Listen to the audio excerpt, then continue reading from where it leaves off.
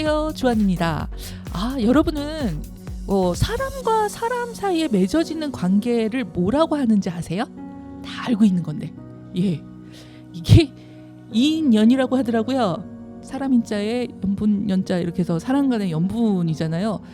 이걸 모르는 사람은 진짜 없을 거예요. 근데 이렇게 딱 얘기하면서 이게 뭘까요 하고 물어보면 선뜻 대답하기는 좀 어렵더라고요. 우리가 흔히 많이 보고 있는 그 유재석 씨 나오는 유퀴즈의 언더블럭이라고 있잖아요. 거기도 맨 마지막에 단어의 뜻을 이렇게 하는 퀴즈가 있잖아요. 그거 보면서 혹시 여러분은 그런 거 없나요? 전 들으면서 그거 그러다가 끝났어요. 그리고 답을 얘기하죠. 맞아, 그거야. 이렇게 알듯하면서 정답을 이렇게 딱 제대로 못하더라고요. 근데 가만히 생각해 보니까 우리가 사는 것도 그런 것 같아요. 사는데 좀 알듯하면서 정확하게 이렇다고 확답은 또 내리기가 어렵더라고요. 이걸 좀 더 알고 확답을 좀 더 줄 수 있으려면 소통도 좀 되고 좀 자주 만나야 되지 않을까?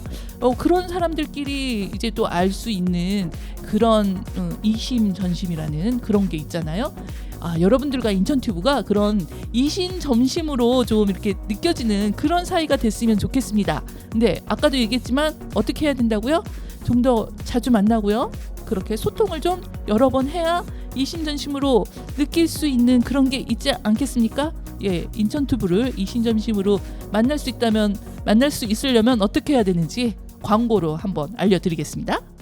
2023년 인천튜브가 새롭게 여러분을 찾아갑니다. 그동안 조금 지루하셨던 라이브 방송을 시청자 여러분이 쉽게 찾아보실 수 있게 쪼개서 여러분께 선보입니다. 매월 첫 주에는 인천과 대한민국의 다양한 문학의 이야기를 연극인 김병훈 선생과 함께 유명 게스트가 초대되어 비대면으로 소개하는 인천 문화갤러리 창의. 둘째 주에는 방송작가 유유가 여러분의 머리 아픈 고민을 함께 고민하고 들어주는 시간, 유유의 고민상담소가. 셋째 주에는 인천의 다양한 테마를 소재로 관광, 역사, 기행을 소개하는 학산포럼 천연기 대표의 인천 테마 기행.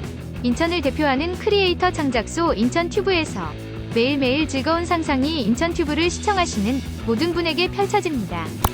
많은 구독과 좋아요 부탁드립니다. 방금 저희 광고 보셨죠? 근데 혹시 지금 이 광고를 보시고 이런 게 있었어 라고 하시는 분들 곧바로 구독과 좋아요 꼭 눌러주세요.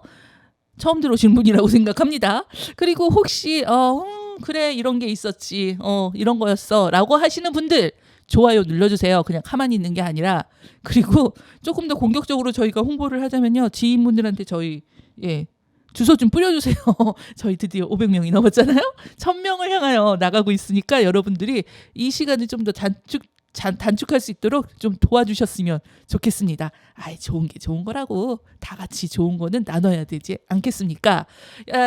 저희들 이제 여러분들과 함께하는 인천튜브 오늘 드디어 또 유유 작가님을 모시고 유유의 고민 상담소 상담소의 문을 한번 열어보겠습니다. 더운데 어떻게 오셨어요? 요즘 너무 많이 더워졌죠? 더워졌죠. 그러니까요. 근데 우리 둘 다 옷은 아직도 한겨울인 것 같은데. 제가 일하는 곳은 아직도 히터를 켜야 돼요. 진짜요? 혹시 여러분들은 북쪽에 있으신 분들이 계신지 모르겠는데 북향 쪽 사무실이거든요. 저 밖에는 더워서 들어왔는데 조금 앉아있으면 무릎이 다시 시려지는 것 같아요. 그러니까요. 저도 언뜻 봤는데 여름엔 되게 시원할 것 같아요.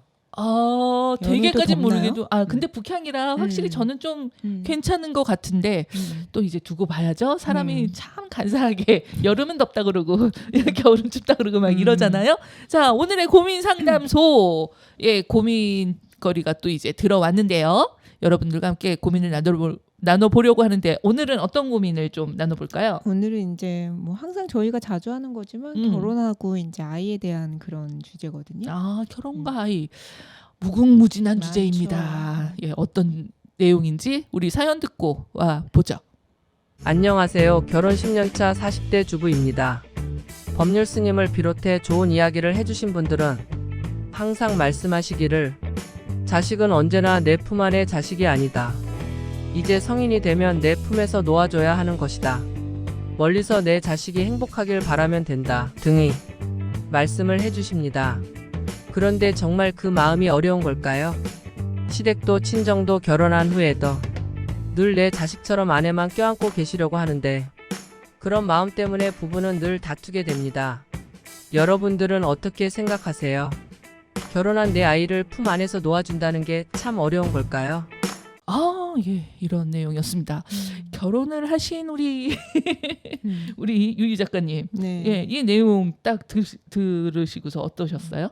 저는 대부분이 다 이러지 않으신가 하는 생각이 들거든요. 네네. 사실 지금 주아님도 결혼은 안 하셨지만 아직도 어머니가 되게 아이로 보고 하지 않으세요? 오, 얼마 전에 어린이 저희 어머니는 아직도 어린이날에 저한테 짜장면을 사주십니다.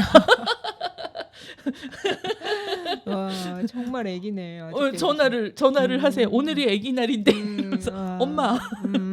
어쨌거나 그래도 그런 거 있잖아요. 근데 효도 차원으로 먹어요. 저는 예전에 그랬잖아요. 60된 자식이 부모님 앞에서 어린아이처럼 보이면 색동옷을 입고 이렇게 춤을 췄다라는 이 전설이 있잖아요. 또 일화가 그렇죠. 그런 것처럼 하고는 있는데 그걸 저도 지금 아직 하는데 아직 뭐 자녀도 없고 아직 이런 이 사연처럼 뭐 결혼시키고 뭐 독립시켜야 돼. 그렇죠. 근데 결혼을 하신 분이고 부모님도 계시니까 이 사연에 대해서는 어떠세요? 그러니까 아까 물어본 것처럼 이제 주한님 같은 경우는 결혼을 안 했잖아요. 그쵸. 그럼 이제 엄마가 아직도 아이로 보는 거에 대해서 그렇게 문제가 될 것 같진 않은데 네. 결혼한 사람은 만약에 내 남편이면 이제 시어머니죠. 네네네. 시어머니가 아직도 남편을 아기로 취급하고 다 이렇게 참견하시고 하면은 그게 이제 부부간에 문제가 될 수가 있다는 거거든요. 바꿔서 음. 작가님의 어머님이 바꿔서도 마찬가지예요. 너무 이제 사이가 상대방이. 보기에도 네. 너무 막 이제 엄마가 너 뭐 걱정하고 너 사이는 뭐 잘 들어와 뭐 예를 들어서 너무 애기처럼 아직도 그러면 서로가 불편하지 않을까 하는 생각이 들긴 해요. 근데 왜 그러니까 이거 혹시 저 외국 생활을 안 해봐서 모르는데 혹시 이게 유독 우리나라에서만 좀 이런 것들이 있나요? 맞아요. 그렇다고도 하더라고요. 그러니까 그래요? 이게 아직도 우리 제사 문화가 가장 큰 거잖아요. 제사. 그렇죠. 외국에서는 그런 문화가 없는데 우리나라는 사실 이것 때문에도 항상 갈등도 많이 생기는 것도 그거고. 그러니까 저는 이것만 결혼해서도 이게 가장 큰 갈등이었던 게 네네. 저도 이제 새로 들어온 식구고 남편 역시 저희 집에 새로 들어온 식구인데 그렇죠. 그거에 대해서 서로 이제 일들이 있거나 네네. 그래서 참여를 못하는 경우도 있고 이제 이런 것들이 있는데 결혼을 하기 전에는 뭐든 말든 사실 우리 집에 뭐 제사가 있어도 너 바쁘구나 생각 안 했는데 왜 결혼을 하면서 이렇게 꼭 와야 되고 이렇게 해야 되는 문화도 솔직히 좀 이해가 안 되고요. 그거에 대해서 이렇게 아직도 제사라는 것 자체가 이제 아직 부모님 세대는 옛날 세대라고 느껴지는 게 그런 거거든요. 그러니까 특히 우리 시댁만 해도 또 옛날 분은 또 아들에 대한 또 그게 있잖아요. 네네. 그렇죠. 지낼 때. 그렇죠. 그런 것만 해도 얘는 꼭 와야 된다. 얘는 너가 왜 안 오니? 약간 이런 식으로 그렇게 꼭 해야 될 필요가 있을까요? 근데 이제 이 사연의 어떤 요지는 이제 부모 입장에서 내가 못 넣는데 사람들이 놔줘야 된다라고 얘기를 한다. 그래서 어떻게 그래서 자기가 이제 놔줘야 한다는 마음도 있지만 그러면 놔주고 싶지 않은 마음도 있는 거잖아요. 이게 지금. 맞아요. 그래서 어떻게 놓아준다는 게 참 어려운 걸까요? 뭐 이런 식인데 요 사연을 보면서는 이제 그 아이가 나와 부속된 부모한테 부속된 어떤 존재처럼 느껴지는 게 그게 어떤 우리나라만의 정서일까? 그러니까 그게 제사나 이런 거는 어떤 가게 뭐 이렇게 이어가는 거고 그 아이들을 대하는 거, 나의 생명체, 나의 분신 같은 얘를 그야말로 나의 소속감으로, 나의 부속품으로 생각하는 경향도 있잖아요. 맞아요. 근데 그게 우리나라만 그런 건지 외국도 그런 경향은 없을까요? 외국은 제가 알기로도 매번 방송에도 나오지만 외국은 정말 딱 성인이 되면은 그렇게 관여 안 하고 딱 이제 개인이 그 아이가 잘 살 수 있게끔 뒤에서 이제 보다 정말 도움이 필요할 때는 도와주더라도 이제 아이가 스스로 독립할 수 있게끔 해준다고 하는데 우리나라가 좀 심하다고는 저 듣긴 했거든요. 그러니까 그게 동화라고 얘기하나? 자기와 감정이입이 돼서 동일화를 시키는 그런 것도 있는 것 같고 사실은 이런 것 때문에 흔히 말하는 지금 얼마 전에도 방송에서 이제 그 아이들 데리고서 자살하신 뭐 그런 사람도 있는데 그게 말하자면 아이를 만일에 어렸을 때부터 이 아이를 독립체로 나와 독립된 인격이라는 거를 인정하고서 산다면은 그런 일은 없을 거라고는 맞아요. 하더라고요. 오죽했으면 저희 교회 주일 예배 때 그 주제가 이 아이는 내 게 아니라 당신이 아닌데 그거였어요. 맞아요. 그리고 성경에도 보면은요 결혼을 하면 독 독립을 시키라고 되어 있어요. 그쵸. 그러니까 잘 모르시더라고요. 근데 왜 그게 안 될까요? 그러니까 그게 독립. 근데 예전에는 사실은 경제적인 독립은 했던 것 같아요. 근데 맞아요, 그렇죠. 요즘은 경제적인 독립도 맞아요. 안 되는 것 같던데. 다 같이 얹혀 있잖아요, 캥거루족이라 그래서 다들 요즘에 결혼하기 전까지만 해도 다 아니 결혼해서도 이제 같이 사는 분들도 많고. 그리고 부모들도 결혼해서도 그 경제적인 지원도 마찬가지고. 맞아요. 근데 어쩔 수 없는 게 부모한테 경제적인 지원을 받으면요. 음. 그 지원을 받아들이면 간섭도 받아들여야 되는 거야. 그렇죠. 이거는 받고 이거는 안 하고 이거는 못 합니다. 근데 아무리 재산을 줬다 해도 그건 이제 부모니까 부모로서 이렇게 자식한테 준 건데 아까 주한님 말처럼 그 줬으니까 내가 간섭해야 돼. 이것도 좀 안 맞는 것 같거든요. 아, 근데 저는 조금 틀려요. 그 생각은. 부모니까 줘야 된다라는 건 없다고 봐요. 아, 그래요? 부모 재산 원래 부모님 재산은 부모님 재산인 거고 내가 읽어낸 내 거는 내 거야. 근데 부모님이 재산을 주는 건 감사한 거지. 그러니까 감사한데 부모가 그걸 또 대가를 바란다는 거잖아. 내 말을 들어야지. 이게 그거 그렇게 해도 된다고 아까 하셔가지고. 근데 그 감사한 거에 그러니까 대부분은 그 감사한 거에 감산 받는 것만 있는 거고 그러니까 권리와 의무가 같이 있다라는 말이랑 똑같은 건데 맞아요. 그게 싫으면은 받지 말아야 안 받아야 되는 거예요. 독립을 해서 그러니까 사는 동안에 물론 돌아가실 때 주시는 상연적인 거는 저기지만 살아서 도움을 받겠다라는 건 사실은 나도 내가 돈을 갖고 있다가 누구한테 그걸 빌려줘 안 받을 생각으로도 빌려주지만 내가 빌려준 걸 걔가 이상하게 쓴다고 그러면 열받아가지고 뭐라고 할 것 같아요. 예, 그 흔히 하는 말 있잖아요. 물질이 있는 곳에 이 마음이 있다는 그런 건데 저는 이 객관화가 안 되는 그거를 당연히 혈연과 그것 때문일까 이제 우리 유희 작가님 같은 경우에는 아이를 키우는 입장이 아니어서 뭐 이게 조금 안 될까는 싶지만 작가의 입장으로 이거를 좀 한다고 그러면은 엄마가 그 분리가 잘 안 되는 거 놓아주는 게 어려운 이유가 뭘까요? 그러니까 당사자의 입장으로 보자면 법률 스님이 말씀한 저는 이 말이 되게 와닿았던 게 어쨌든 이제 성인이 되면 아까 주한님 말씀만 해도 이제 독립을 할 수 있게끔 도와줘야 되는 게 이게 그만큼 부모의 역할인데 너무 계속 안고 있으니까 아까처럼 요즘에는 그 자녀분들도 스스로 독립하려는 것도 많이 없어지고 했잖아요. 그런 것처럼 이제 또 우리가 맨날 얘기하는 거지만 부모의 역할이 중요하다. 이게 참 근데 어렵죠. 저랑 이제 주한님 둘 다 아이를 안 키워봤으니까 그게 참 어려운데 그래서 저도 항상 남편하고 다투는 것 중에 하나도 그거거든요. 왜 이렇게 간섭을 하시지? 그냥 우리 둘이 알아서 잘만 살면 그게 부모의 행복 아닐까? 약간 이렇게 느껴지는데 부모의 입장은 약간 다르다는 게. 그러니까 이해를 하자고 하면은 그 부모는 왜 안 될까? 그러니까요. 왜 안 될까요?